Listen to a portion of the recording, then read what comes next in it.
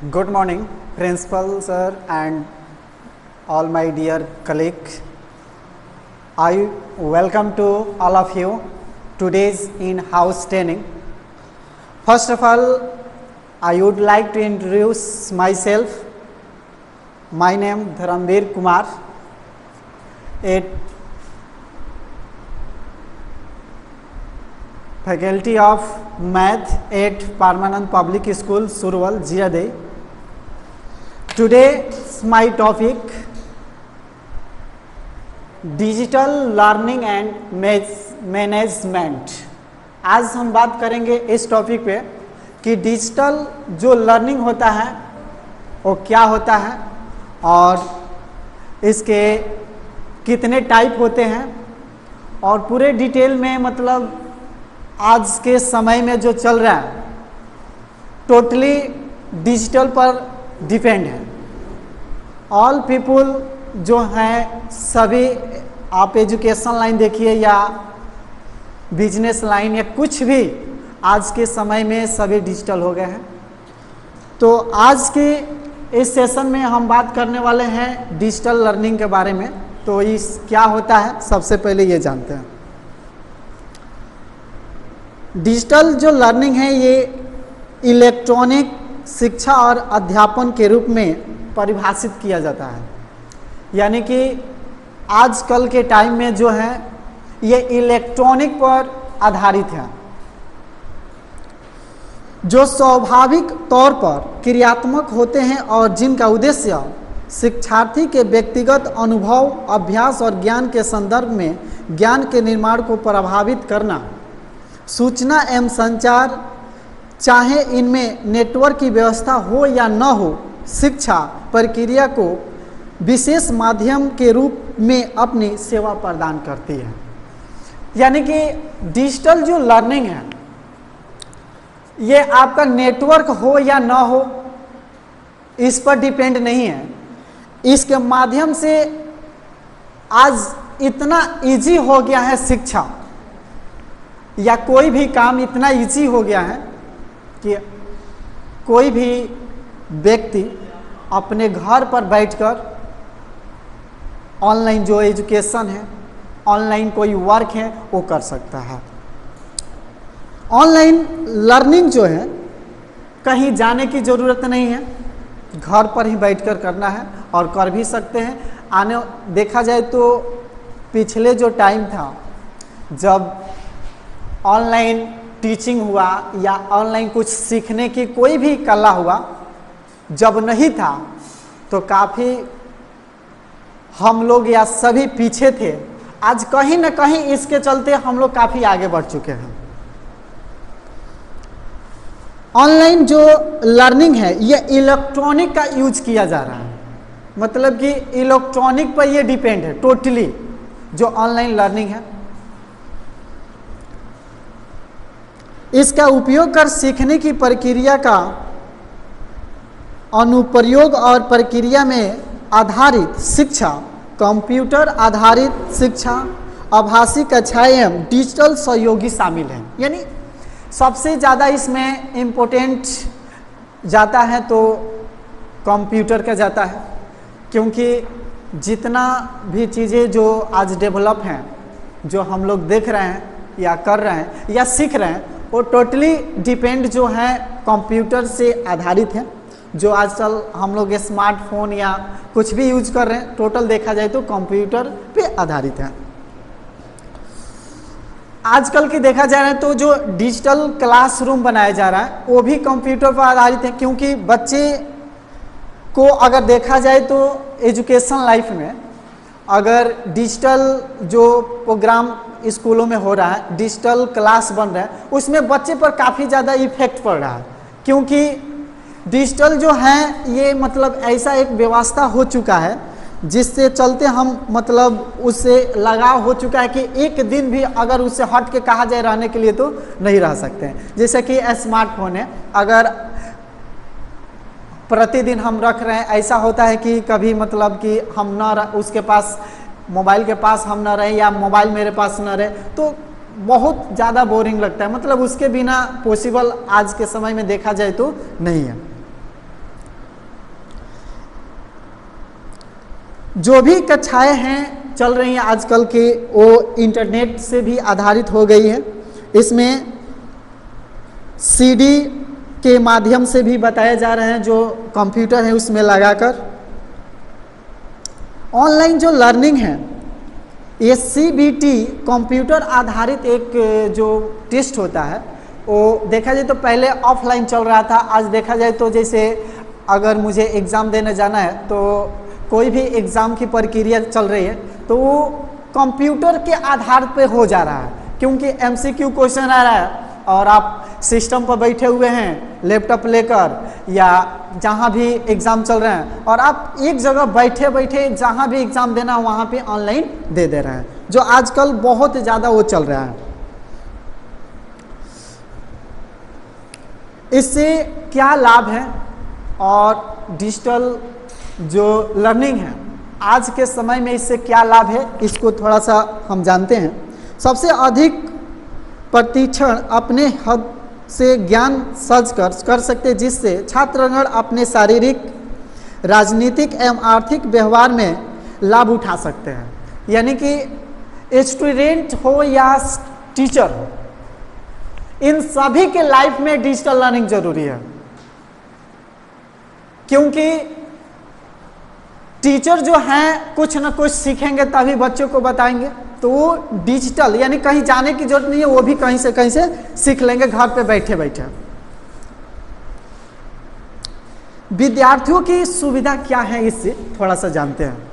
कई परिस्थितियों में जो ऑनलाइन है खुद से भी किया जाता है और इसका शिक्षा उपलब्ध रहता है। शारीरिक रूप से कक्षाओं में भाग लेने के लिए विद्यार्थी किसी दिन समय के अधीन नहीं होते हैं, तो सुविधा अनुसार शिक्षा सत्रों में कुछ देर है, वो सुविधा अनुसार शिक्षा में को, जैसे कि मान लीजिए कि यहाँ बताया जा रहा है कि मान लीजिए कि आप एजुकेशन कहीं पे हम ले रहे हैं या कोई लड़का पढ़ रहा है या कोई भी स्टूडेंट पढ़ रहा है, तो ऐसा कभी कभी होता है कि उसका पढ़ाई छूट जाता है। तो ऑनलाइन से ये बहुत बड़ा फ़ायदा ये है कि अगर ऑनलाइन वो क्लास चल रहा है और उसका क्लास छूट गया, तो दूसरे दिन अगले दिन उस क्लास को वो बच्चा वो पढ़ सकता है, कर सकता है। अगर टीचर वो पढ़ा दिए एक समय, वो क्लास में उपस्थित होकर पढ़ा दिए हैं, तो फिर से दोबारा पढ़ाने की ज़रूरत नहीं है। वो स्टूडेंट चाहे आ जाए या 5 दिन के बाद आए, अगर वो चाह रहा है कि वो हम पढ़ें तो वो पढ़ सकते हैं। जैसे कि आजकल के ऑनलाइन जो कोर्स हैं, जैसे कि आप आज पढ़िए या कल पढ़िए, वो आपको दे दिया गया है, आप 10 दिन में उसे कंप्लीट कीजिए या 5 दिन में उसे कंप्लीट कर देते हैं। लेकिन अगर देखा जाए कि ऑफलाइन की बात किया जाए कि टीचर बोर्ड पे पढ़ा रहे हैं, कोई डिजिटल यहाँ पे व्यवस्था नहीं है। अगर हम आज यहाँ पे पढ़ा रहे हैं तो जो स्टूडेंट हैं वो पढ़ेगा, और जो नहीं है आज एब्सेंट है, वो हो सकता है कि उसको पढ़ने को ना मिले। लेकिन आज के देखा जाए आज के समय में है कि ऐसा व्यवस्था हो चुका है कि अगर कोई स्टूडेंट प्रेजेंट नहीं है वो भी पढ़ सकता है। खास तौर पर 21वीं शताब्दी में विद्यार्थियों के अनुशासन, कैरियर आवश्यक डिजिटल कौशल के मौजूदगी को सुनिश्चित करने के लिए आवश्यक कौशल एवं क्षमताओं को विकसित करना होता है। यानी इसमें बहुत से चीज़ें का मतलब मानसिक विकास भी होता है। जैसे कि डिजिटल जो होता है, मान लीजिए कोई ज़रूरी नहीं है कि डिजिटल हम पढ़ रहे हैं या पढ़ा रहे हैं वही ज़रूरी है। बच्चे का काफ़ी तौर पर ज़्यादा विकास होता है और टाइम का काफ़ी बचत होता है, जिससे ये डिजिटल मतलब पढ़ाई करने पर।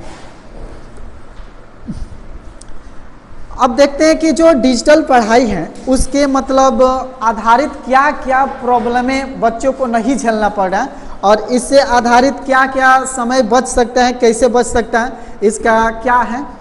कंप्यूटर आधारित शिक्षा के आधार पर शिक्षा प्रणालियों का अध्ययन शैलियों को दोहराने का प्रयास करती है। यानी कि बताया जा रहा है कि जो डिजिटल लर्निंग है उसे आप एक बार नहीं, आप 10 बार उसे पढ़ सकते हैं।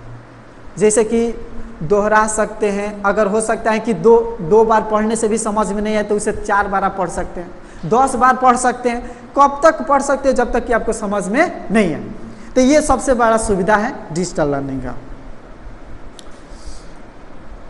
1993 में बिल्कुल आरंभ में विलियम डी ग्रेजियाडी ने कई सॉफ्टवेयर प्रोग्राम के साथ इलेक्ट्रॉनिक मेल, 2 वैक्स नोट्स सम्मेलन और किया, जो एक साथ मिलकर एक ऑनलाइन कंप्यूटर का निर्माण होता है। यानी कि जो कंप्यूटर है उसमें अनेक तरह के वर्क करने वाला मतलब सॉफ्टवेयर होता है, जो अलग अलग अपना काम करके एक जगह पर जब उसे सेट कर दिया जाता है तो वो दूसरे जगह भटकने की ज़रूरत नहीं होता है, आपको एक ही जगह सब कुछ मिल जाता है।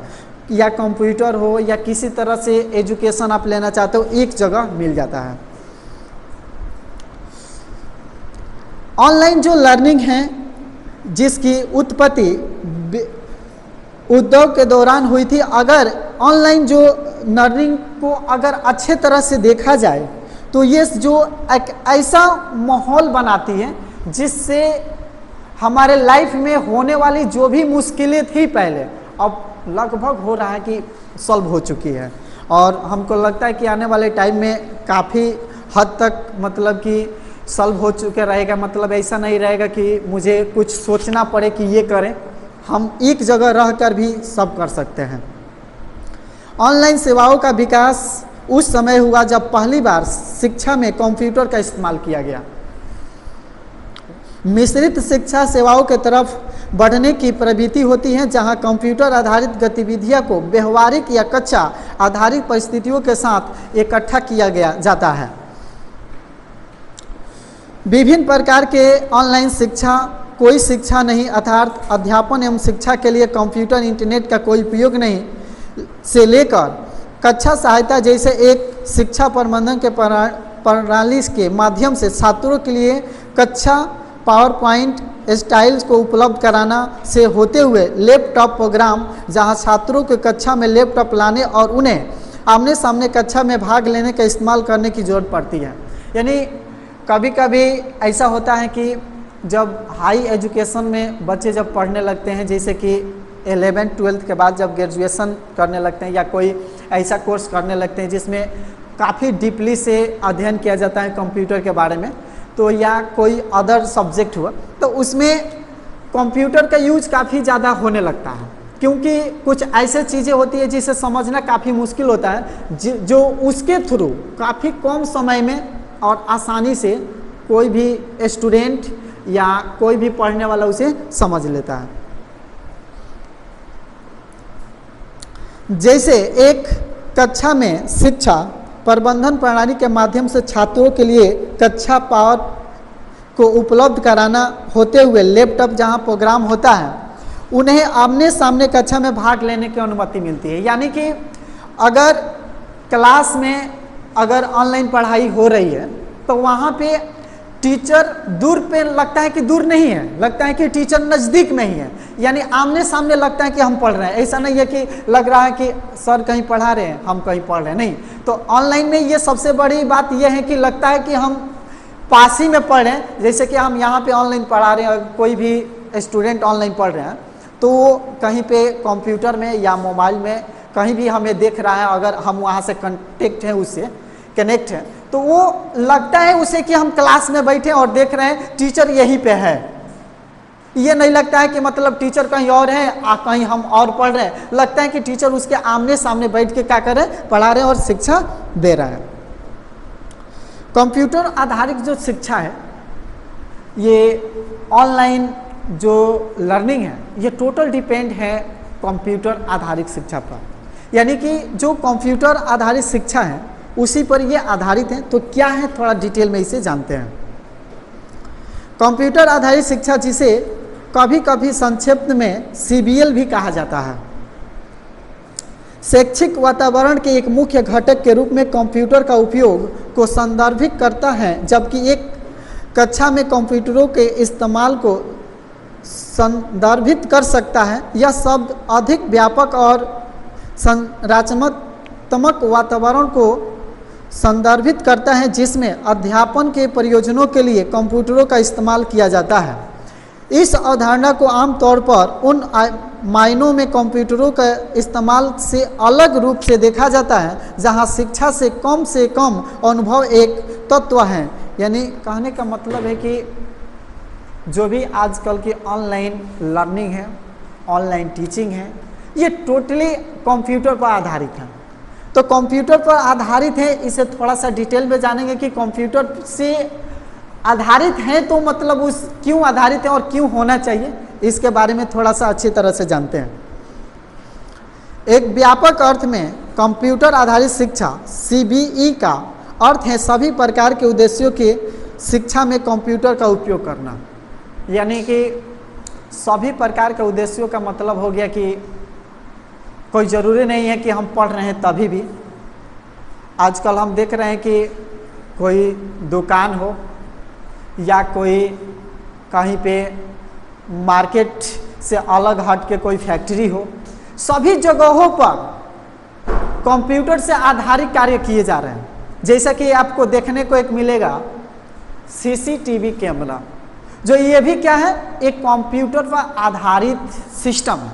जो होता क्या है, आजकल के कंपनियों में जो फैक्ट्री है उसमें, एजुकेशन लाइन में, व्यवसायिक में, कोई भी बिजनेस हुआ उसमें इसका काफ़ी ज़्यादा उपयोग किया जा रहा है और इसका इस्तेमाल इतना ज़्यादा किया जा रहा है जितना कि मतलब आज के समय में होना चाहिए। और इससे काफ़ी जो इस्तेमाल कर रहे हैं उसको काफ़ी मतलब कुछ लॉस से भी बच रहे हैं और उसके कुछ काम को आसान किया जा रहा है।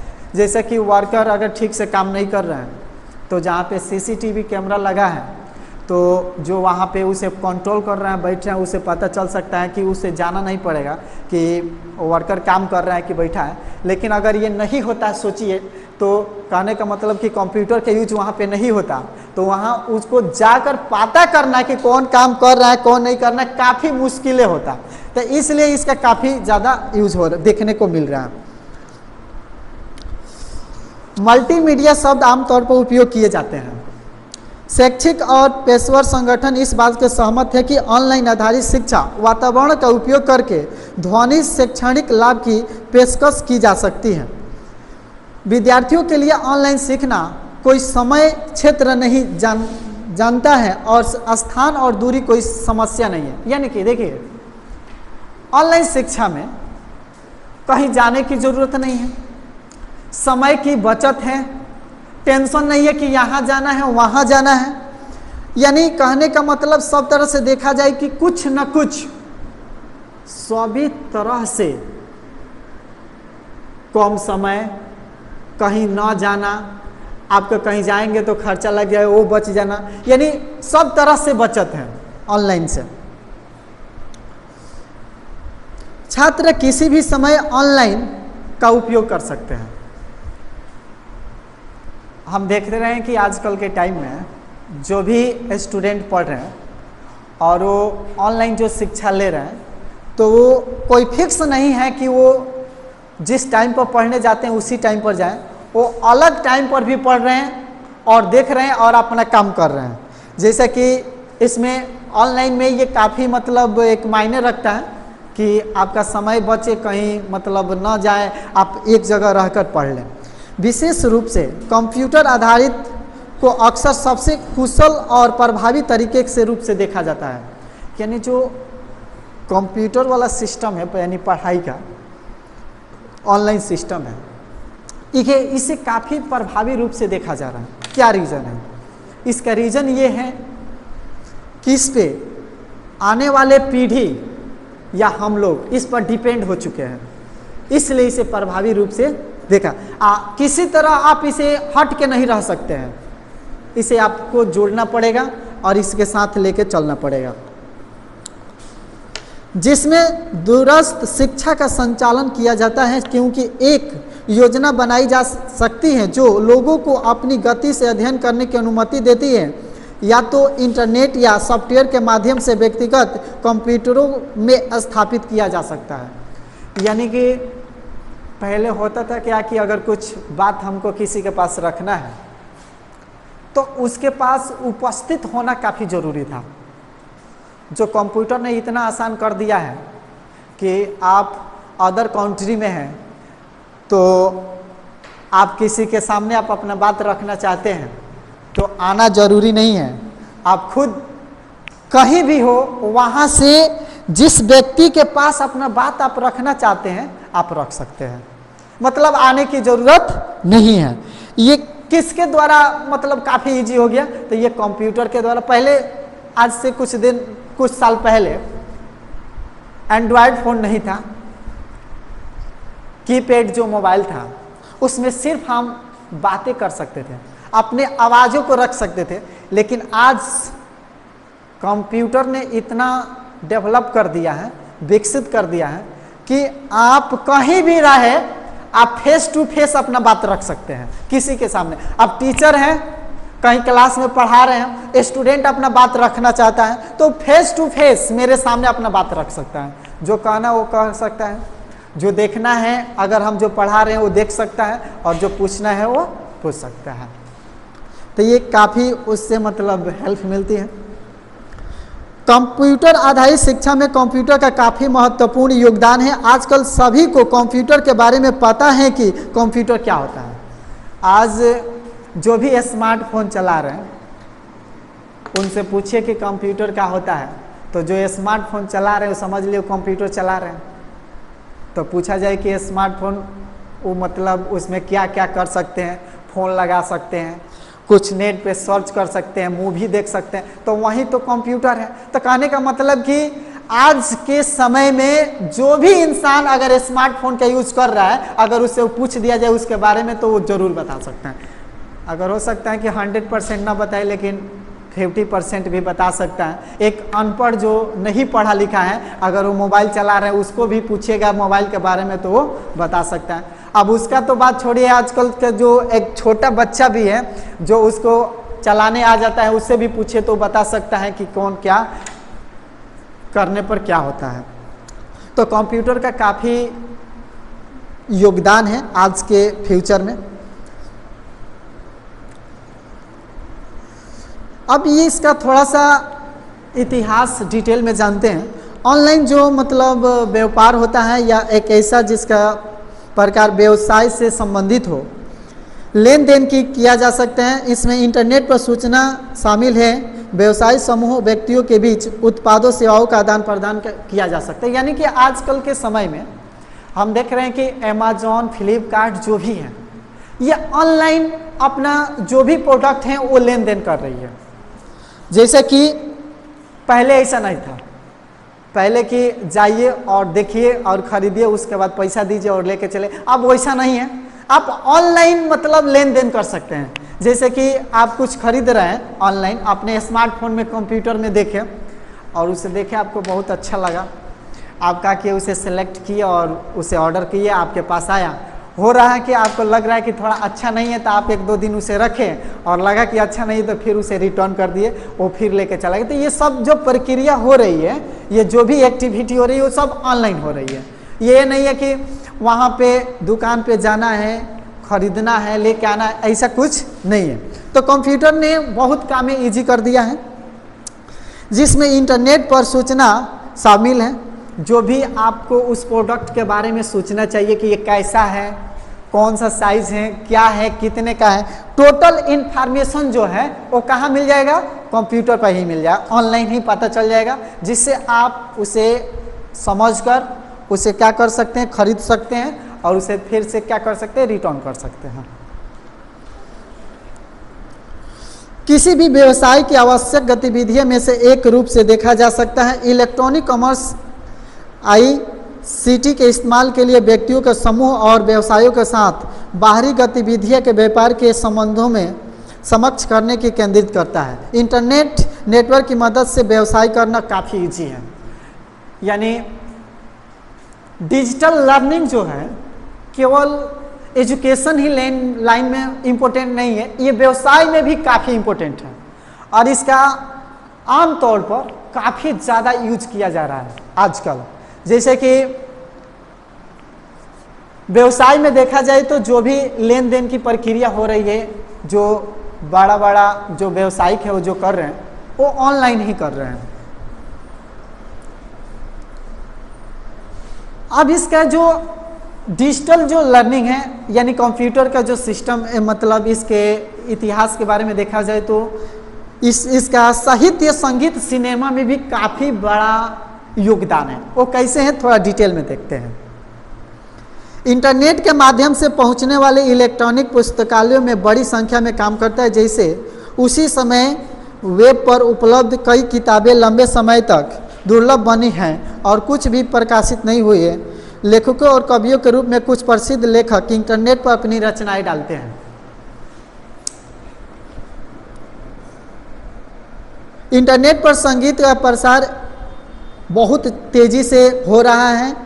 रिकॉर्डिंग की गुणवत्ता को सुरक्षित करते हुए इंटरनेट पर संचारण के उपयुक्त आकारों का ऑडियो फाइल को संकुचित करना, कलाकार की नई डिस्क में अलग अलग गाने में इंटरनेट पर दिखने पर उसे एक अच्छा विज्ञापन माना जाता है। आजकल के टाइम में जो डिजिटल है ये संगीत और सिनेमा में काफ़ी ज़्यादा फैल चुका है। जो आप लोगों को देखने को मिल रहा होगा कि जो आजकल के सिनेमा जो है या संगीत है या कवि जो है, कलाकार जो है, अपना कलाकारी दिखाने के लिए कहीं जाने की ज़रूरत नहीं है। खुद जहाँ पे वो है वहाँ से पूरे दुनिया में अपना कलाकारी दिखा सकते हैं। जैसा कि अभी तक आज के समय में फेसबुक, यूट्यूब के माध्यम से काफ़ी ज़्यादा फेमस हैं। जो कोई भी व्यक्ति अपना कलाकारी, अपना कहानी, अपना संगीत अपने घर बैठे बैठे पूरा दुनिया में दिखा सकता है। जो सबसे बड़ा योगदान जो है कंप्यूटर का है, नेट का है, डिजिटल का है। डिजिटल अगर नहीं होती तो ऐसा पॉसिबल नहीं होता कि आप घर पर बैठे पूरा देश में आप प्रसिद्ध हो सकते हैं। लेकिन यूट्यूब हुआ या फेसबुक हुआ या कोई भी ऐसा डिजिटल आज बन गया है जिससे आपको कुछ पलों में भी आप ऐसे कुछ करेंगे जिसके चलते आपकी पहचान बन सकती है, जो काफ़ी इम्पोर्टेंट रखता है डिजिटल लाइफ में। तो सिनेमा में देखा जाता है कि पहले जो सिनेमा चल रहा था, आज के जो गाना चल रहा था, ये काफ़ी इसमें अंतरें देखने को मिल रही है। और इंटरनेट की वजह से जो फिल्म है पोस्ट की जाती है वो हम लोगों के पास पहुंच जाती है जल्दी ही। इंटरनेट साहित्य, संगीत और फिल्मों के पोस्ट करने की आसानी के साथ समस्या के विशेष प्रासंगिकता का हासिल कर ली जाती है। यानी कहने का मतलब कि जो भी हम प्रसार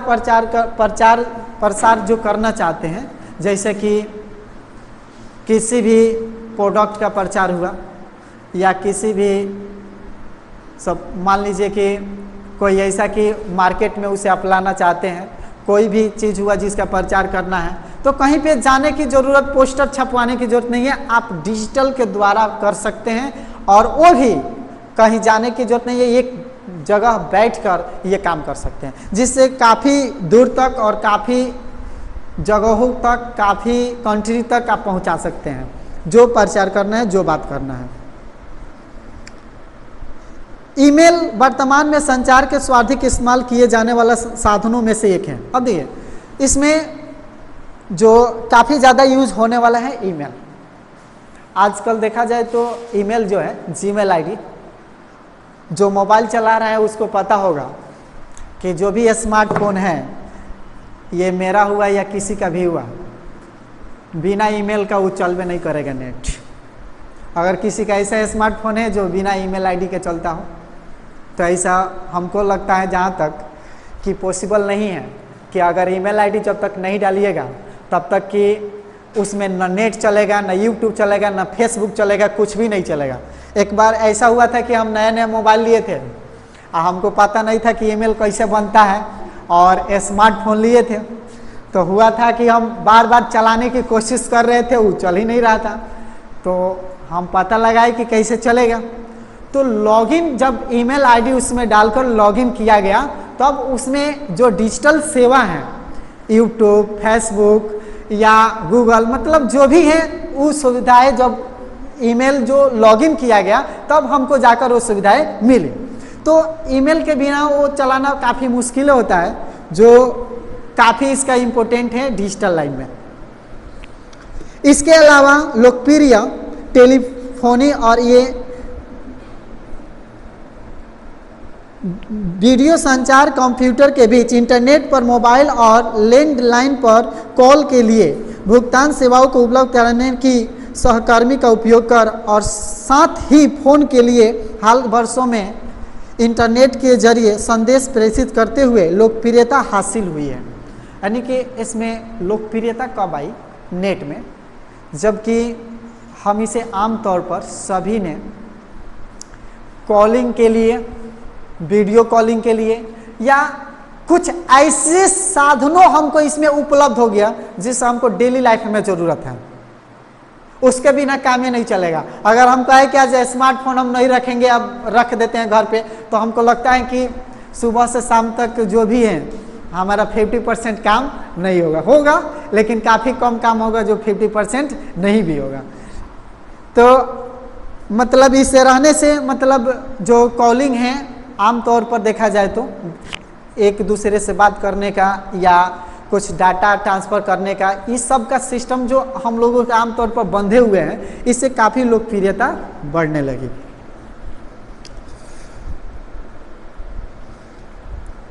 इंटरनेट लोगों के बड़े पैमाने पर संचार का एक तरीका है, विभिन्न हितों में एकजुट है। इसके लिए इंटरनेट फोरम, ब्लॉग और सोशल नेटवर्क का इस्तेमाल किया जाता है।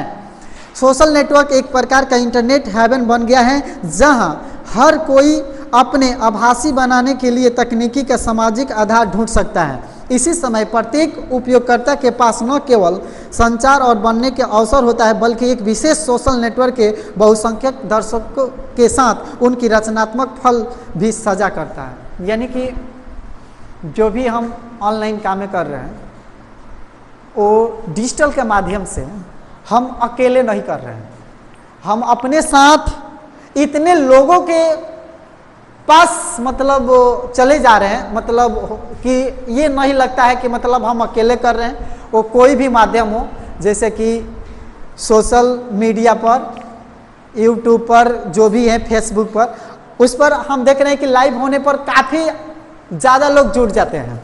तो ऐसा फील नहीं होता है कि हम अकेले कर रहे हैं, लगता है कि काफ़ी लोग हैं, हमें कर रहे हैं, मुझे काफ़ी ज़्यादा लोग देख रहे हैं। तो इससे मतलब काफ़ी योगदान है कंप्यूटर का जो ये हो रहा है। अब इसकी क्या क्या सेवाएं हैं, इसके बारे में थोड़ा डिटेल में जानते हैं।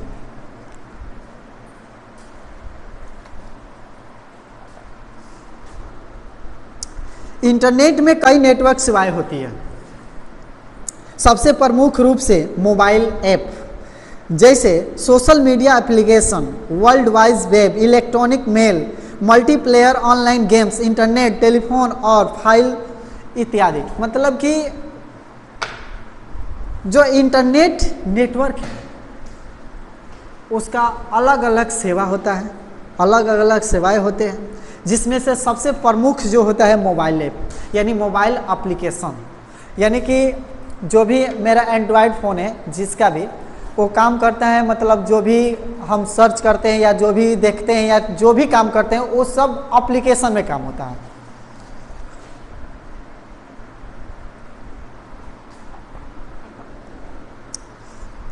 मोबाइल में जो एप्लीकेशन होता है उसी से काम करते हैं, क्योंकि कंप्यूटर खुद काम नहीं कर सकता है, बिना एप्लीकेशन नहीं रहेगा। तो सोशल मीडिया में जो भी एप्लीकेशन है, जैसे कि अगर हम यूट्यूब चला रहे हैं तो यूट्यूब या तो उसका एप्लीकेशन पर जाएंगे या तो सर्च करेंगे तो आएगा। मल्टीप्लेयर ऑनलाइन गेम है, कोई भी गेम हम खेल रहे हैं तो उसके लिए सॉफ्टवेयर जो एप्लीकेशन है उसमें खेल सकते हैं, बिना एप्लीकेशन का हम नहीं खेल सकते। तो इसके बहुत बड़ा मतलब योगदान है, समझ लीजिए सेवा है। प्राथमिक जो अरबों लोग इंटरनेट पर उपयोग करते हैं और उन्हें जीवन में अतीत में बदल चुका है। हालांकि इंटरनेट कई अन्य सेवाओं प्रदान करता है। वेब, दस्तावेज, छवियां, अन्य साधनों का एक वैश्विक समूह है जो तात्कालिक रूप से हाइपरलिंक से जुड़े हुए हैं। यानी कि ये कहीं ना कहीं इसका कनेक्शन है, जुड़ा हुआ है, जिससे आप और हम यूज कर रहे हैं।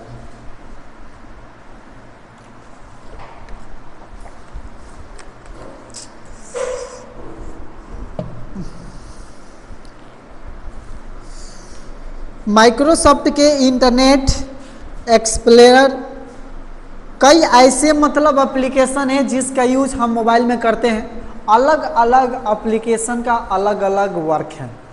अगर हम चाहें कि एक ही एप्लीकेशन से सब वर्क कर लें तो ये पॉसिबल नहीं है, ठीक है। तो कहने का मतलब है कि तो हम बता रहे थे इंटरनेट की सेवाएं, ठीक है। इंटरनेट के जो सेवाएं हैं ये कई तरह के होते हैं, जैसे कि हम अभी बताए आप लोगों को।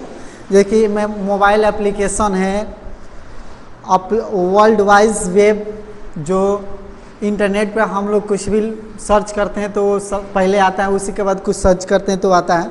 तो इसके जो मोबाइल काम करता है वो किसी न किसी एप्लीकेशन पे काम करता है। जो भी हम वर्क कर रहे हैं कहीं ना कोई एप्लीकेशन से ही वर्क करते हैं। इसमें होता ही ये है कि कोई भी वर्क किसी भी एप्लीकेशन पर नहीं कर सकते हैं। जैसे कि एक हम एग्जांपल बताएं कि मान लीजिए कि यूट्यूब अगर हम ओपन किए हैं, अगर हम सोचे कि उस पर वीडियो के अलावा अगर हम बुक खरीद लें, कुछ प्रोडक्ट खरीद लें, तो उसके लिए अलग एप्लीकेशन का यूज़ करना पड़ेगा, क्योंकि वो एक माध्यम है अलग जो बता रहा है आपको कि प्रचार हुआ या कलाकारी हुआ या मूवी हुआ, जो कुछ भी है उसके लिए वो है। लेकिन अगर आपको कुछ खरीदना है, प्रोडक्ट मतलब लेन देन करना है, तो उसके लिए नहीं, अलग एप्लीकेशन यूज़ करना पड़ेगा। जो आप अदर मतलब एप्लीकेशन का यूज़ कर सकते हैं, उसमें भी कितने प्रकार के हैं, लेकिन बट उसमें नहीं होगा।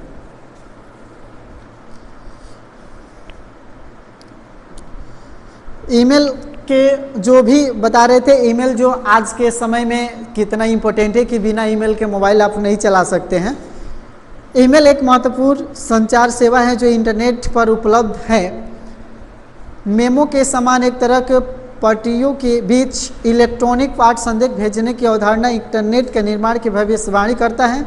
दस्तावेज और अन्य फाइल ईमेल के रूप में भेजी जा सकती है, यानी कि ईमेल के द्वारा दस्तावेज आप भेज सकते हैं, फाइल भेज सकते हैं, यानी कि कुछ ऐसे लेन देन मतलब किया जा सकता है फाइल का, कुछ दस्तावेज का, जो ईमेल के द्वारा हो सकता है। और काफ़ी सेपरेट रहता है उससे करना, क्योंकि ईमेल जो है, अगर समझ लिए कि मोबाइल अगर आपका स्मार्टफोन आपके पास है, अगर ईमेल आपका अगर किसी ने जान गया, सब पासवर्ड और ईमेल पूरा जान गया, तो आपका जो मोबाइल में जो चीज़ है वो आप यूज़ कर रहे हैं दूसरे को पता चल सकता है, क्योंकि ईमेल काफ़ी इंपॉर्टेंट होता है मोबाइल में चलाने का। इंटरनेट टेलीफोनी इंटरनेट के निर्माण के द्वारा एक आम संचार सेवा संभव है। कॉल करने के लिए गुणवत्ता अभी भी भिन्न हो सकती है, लेकिन अक्सर प्रारंभिक कॉल के बराबर होती है और इससे भी अधिक हो सकती है।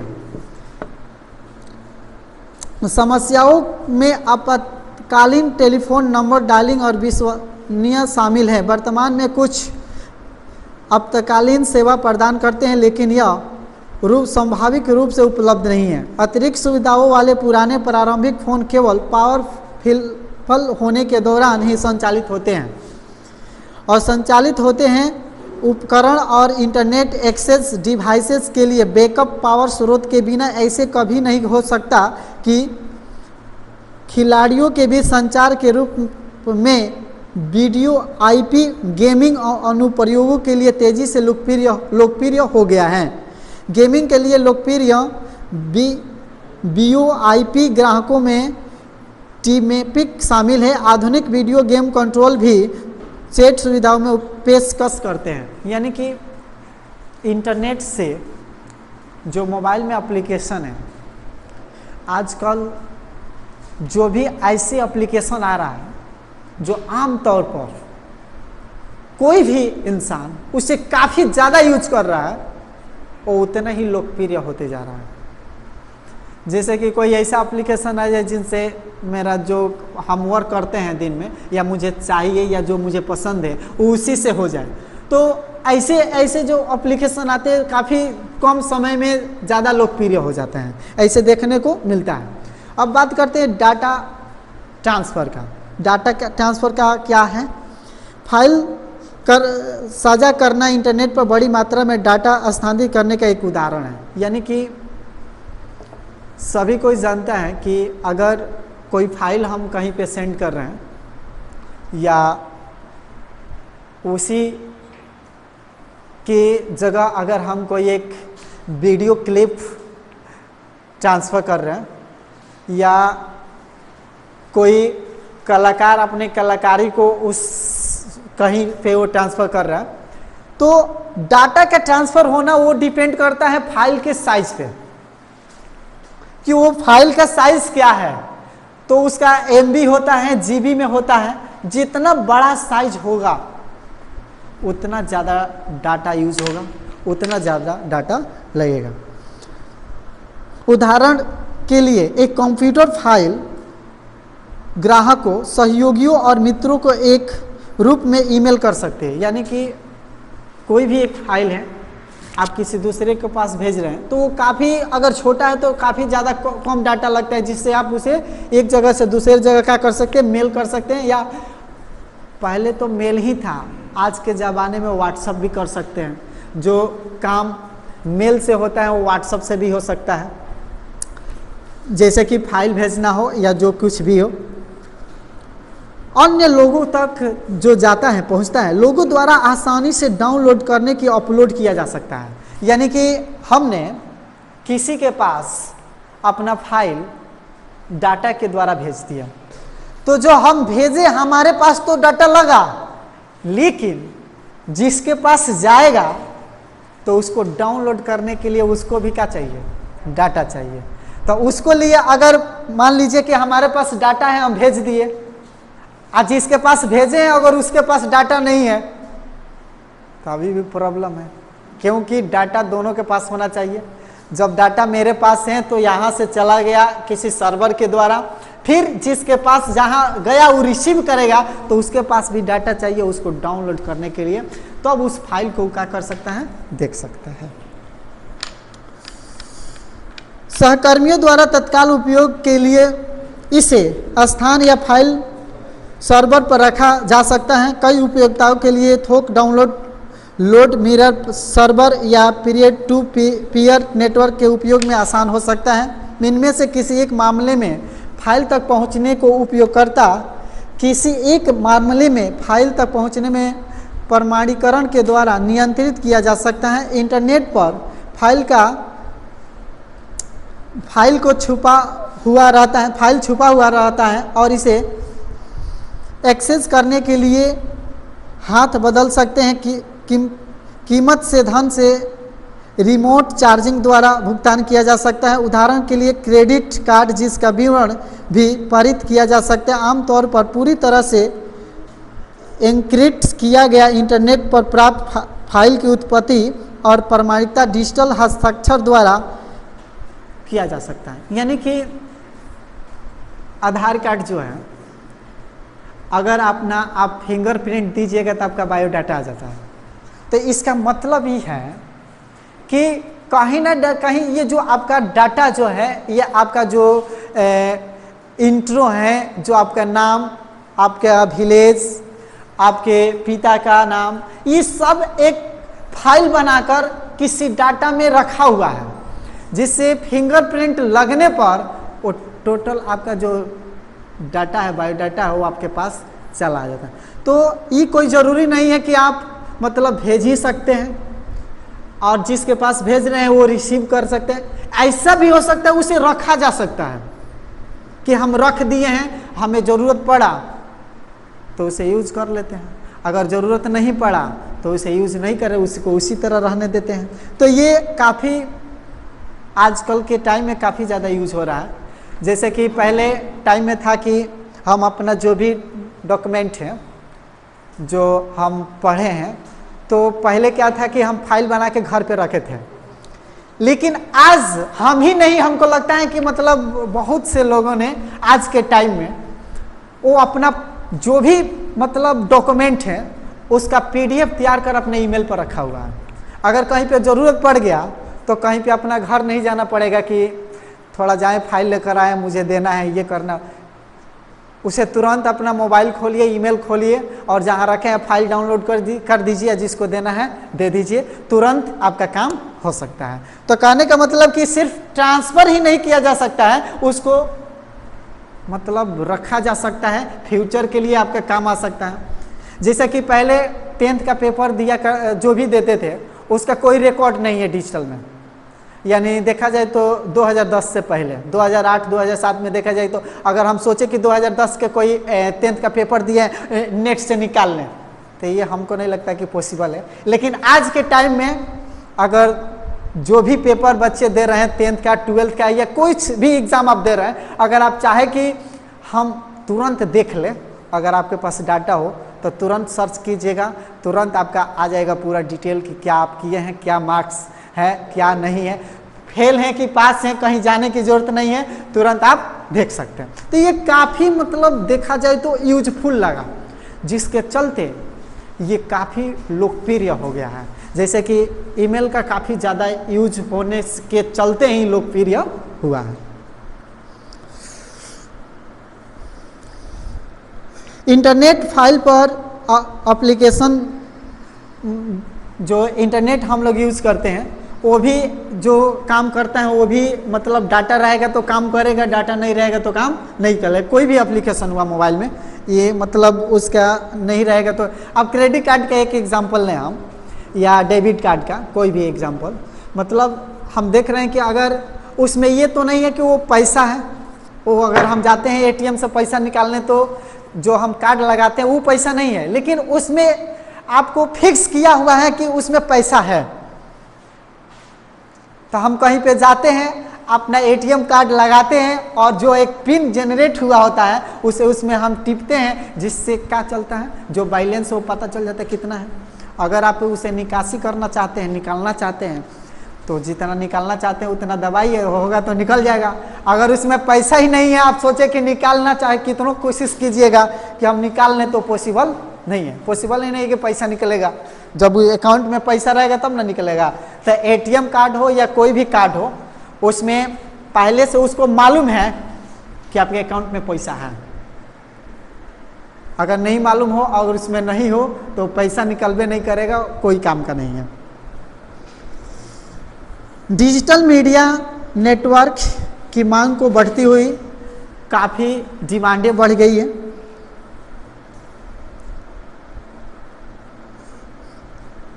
अब हम बात करते हैं कि हमारे देश लेवल पर, यानी कि पूरे देशों में ये किस तरह छाया हुआ है और कैसे ही काम कर रहा है, थोड़ा इस पर हम विस्तार पूर्वक देखते हैं। सबसे पहले बात करेंगे भारत में इंटरनेट, यानी इंडिया में, यानी जहाँ पे हम लोग रहते हैं, इसमें इंटरनेट का क्या है और थोड़ा सा डिटेल में जानते हैं। भारत में लगभग एक एजेंट को सरकार, इलेक्ट्रॉनिक्स विभाग एवं और संयुक्त राष्ट्र उन्नति कार्यक्रम की ओर से प्रोत्साहन मिला, सामान्य उपयोग के लिए उपलब्ध हुआ। यानी कि हमारे देश में इंटरनेट ये आया तो काफ़ी ज़्यादा प्रोत्साहन मिला और जिससे काफ़ी ज़्यादा विकास हुआ और काफ़ी कामों को इजी कर दिया, जिससे हमको ही नहीं हमारे देश को काफ़ी ज़्यादा प्रॉफिट, काफ़ी ज़्यादा कोई काम करने की आसानी, माने सभी तरफ से बहुत ज़्यादा हेल्प मिला। भारत संचार निगम लिमिटेड ने गेटवे सर्वे शुरू की, यानी सबसे पहले भारत में जो नेटवर्क चालू किया गया उसमें भारत संचार निगम लिमिटेड की ने सर्वे शुरू की, जहाँ से शुरू हुआ सर्वे। भारत में इंटरनेट इस्तेमाल करने वाली की संख्या तेज़ी से इजाफा हुआ। लोगों ने इंटरनेट की पहुँच को बहुत जल्दी, मतलब जहाँ तक इंटरनेट जहाँ तक पहुँच सके, लोगों ने काफ़ी कोशिश से की कि जल्दी जल्दी नेट पहुँच सके। तो सबसे पहले 2G था जिसमें नेट भी नहीं चलता था ठीक से। उसके बाद 3G आया, 3G में थोड़ा सा स्पीड पकड़ने लगा। अब आने वाले टाइम में थोड़ा सा पहले 4G आ गया है, आने वाले टाइम में अब 5G आने वाला है। तो कहने का मतलब कि कहीं ना कहीं हमारे भारत देश में इंटरनेट के जितना स्पीड बढ़ेगा उतने काम करने का जो समय है वो कम होते जाएगा। जैसे कि अगर 2G जिस समय काम कर रहा था नेट, तो हमारे जो भी डिजिटल वर्किंग है, एजुकेशन से हो जो भी कुछ भी हो, इतना तेज़ी से नहीं हो रहा था जितना तेज़ी से स्पीड से आज हो रहा है। कब? जब 2G था तब। तो 4G दुनिया में हम लोग हैं तो काफ़ी तेज़ी में काम हो रहा है। तो सोचिए अगर 6 और 7G आएगा तो कितना हम लोग आगे बढ़ेंगे, इसका कोई अंदाज़ा नहीं लगा सकते कि कितना आगे बढ़ेंगे हम लोग। और काफ़ी ज़्यादा आगे बढ़ने की उम्मीद भी है, क्योंकि जितने डेवलप होगा नेट का या इलेक्ट्रॉनिक, कोई भी इलेक्ट्रॉनिक जैसे हो गया है मोबाइल से रिलेटेड, कंप्यूटर से लेके, जितने ये डेवलप होगा उतने इंसान आगे बढ़ेगा। क्योंकि कंप्यूटर नहीं था तो हम लोग बहुत पीछे थे, और कंप्यूटर आ गया, नेट आ गया तो बहुत आगे हो गए हम लोग। कहीं ना कहीं मतलब कि लगता है कि हम आगे बढ़ रहे हैं, पीछे नहीं जा रहे हैं। पीछे जाने कब? जब दूसरे देशों से अपने देश के कंपेयर किया जाएगा तब लगेगा कि हम थोड़ा सा पीछे जा रहे हैं। क्योंकि खुद अपने में देखा जाएगा तो लगेगा कि हम आगे बढ़ रहे हैं, क्योंकि कोई दूसरा बहुत आगे चला गया होगा तब लगेगा कि हम अभी पीछे ही हैं। तो इसलिए कंपेयर जब दूसरे देशों से किया जाएगा तब लगेगा कि हम क्या है, अभी पीछे ही चल रहे हैं।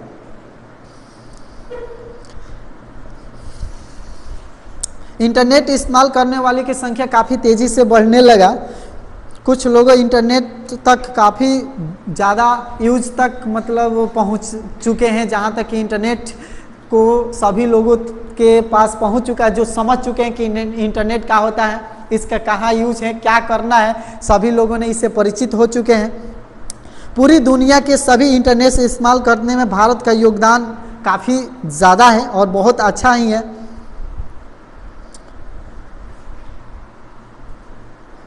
पूरे देश में वायरलेस इंटरनेट की सुविधा भी उपलब्ध कराई जा रही है। मतलब कि वायरलेस यानी कि आप लोग या हम सभी वाईफाई का नाम सुने ही होंगे। जैसे कि उसमें जो है हमें वाईफाई जो है उसमें सिर्फ डाटा अगर आपके मोबाइल में नहीं है तो अभी भी मोबाइल को चला सकते हैं हम कनेक्टर के। जैसे कि रेलवे प्लेटफॉर्म पर, रेलवे जो जंक्शन है वहाँ पर भी उपलब्ध कराया जाए है कि फ्री ऑनलाइन आप अगर मोबाइल से वाईफाई कनेक्ट कर लेते हैं कि आपके वर्क में जितना काम करेगा मोबाइल में नेट रहेगा उतना आप नेट वाला जितना काम है सब कर सकते हैं। अब आप कहिएगा कि वाईफाई से हम, जैसे मोबाइल में जो सिम है वो रिचार्ज नहीं है और आप वाईफाई से जो काम कर रहे हैं, तो जो कहीं पे मान लीजिए नंबर से फ़ोन लगाना है तो नहीं लगेगा। लेकिन आजकल के टाइम में वाईफाई भी कॉलिंग आ गया है। अगर आपके मोबाइल में सिम मतलब अगर काम नहीं कर रहा है तभी भी आप कॉल आ सकता है उस नंबर पे वाईफाई कॉलिंग के द्वारा, जो हमारे देश में बहुत ही मतलब अच्छे ढंग से इसका इस्तेमाल हो रहा है और काफ़ी ज़्यादा हो रहा है। पूरे देश में वायरलेस इंटरनेट की पहुंच है, चाहे आप हवाई अड्डा में हो या समुद्र तट पर या जंगल में, हर जगह इंटरनेट की पहुंच है। पहले था कि फ्लाइट के समय मतलब एरोप्लेन में नेट की सुविधा नहीं था कुछ वर्ष पहले, लेकिन आज के समय में आप अगर हवा में उड़ रहे हैं या समुंदर में मतलब डूबे हैं, सब जगह आप नेट चला सकते हैं। जंगल में अगर आप गुम हो गए हैं तो ऐसा नहीं है कि जंगल में नेट नहीं रहेगा, उसमें भी नेट रहेगा, आप यूज कर सकते हैं। यानी कि जंगल हो या पहाड़ हो या आप हवा में हो या आप जल में हो, सभी जगह नेट का यूज आप कर सकते हैं। क्योंकि नेट जो है ना, हाँ, नेटवर्क आज सभी जगह है, ऐसा नहीं है कि नेटवर्क नहीं है, सभी जगह नेटवर्क है। अधिकतर उपयोग कॉमर्स ई सरकार सेवाओं के लिए होता है, यहाँ प्रेस और ऑनलाइन कुछ भी कहने के लिए स्वतंत्र है। यानी कहने का मतलब कि जो भी नेट यूज हो रहा है तो हम लोग स्वतंत्र हैं नेट का यूज करके कहीं भी कुछ भी प्रचार करने का, या मतलब कुछ कहने के लिए ये नहीं है कि मुझे नेट यूज नहीं करना है या सोशल मीडिया पे हमें कुछ नहीं करना है। पूरा आज़ादी है, आज़ादी के साथ आप कुछ भी कह सकते हैं, कर सकते हैं, कोई रोक नहीं है।